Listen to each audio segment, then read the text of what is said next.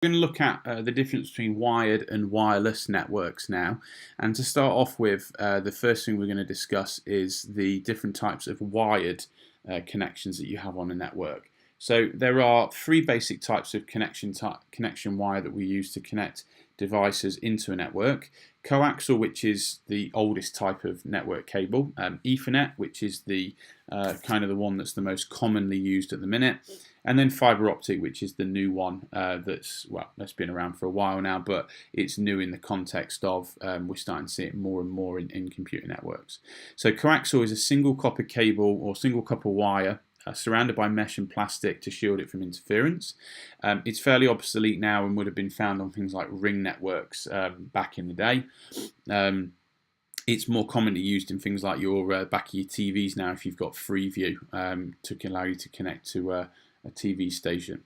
Ethernet consists of 4 paired wires which are twisted together, which reduce interference, and is very common in local area networks. They are widely used across pretty much all networks. You get different categories: Cat5, Cat6 cable. Cat6 obviously being a more sophisticated version than Cat5.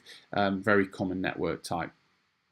And then fiber optic cable is the actual cable itself is made of glass, and the data is transmitted as light. It's extremely high performance, and it doesn't suffer from interference, and it can transmit over extremely long distances as well. So that's the newest one and the fastest one. And if you've got fiber broadband at home, so you've got a really fast broadband connection, then that's because you're probably using a fiber optic cable to allow you to connect to the internet. Now, when we talk about wired and wireless connections, it would be remiss of us not to talk about wireless a little bit, and that's using Wi-Fi, which is wireless fidelity. And wireless networks use radio waves to transmit data. So to create a wireless network, you need a wireless access point with which to connect to. So when you connect to a school network, you probably have a wireless access name that you connect into. When you connect to your Wi-Fi network at home, if you've got one, then you probably have a a wireless access point name there.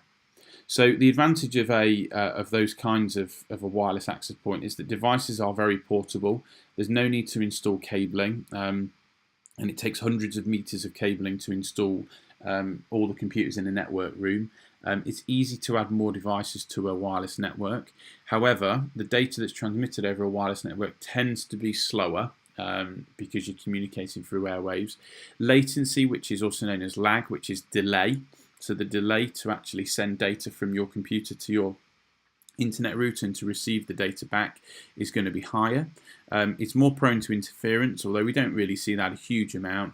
And security is an issue because people can intercept messages that are being transmitted wirelessly.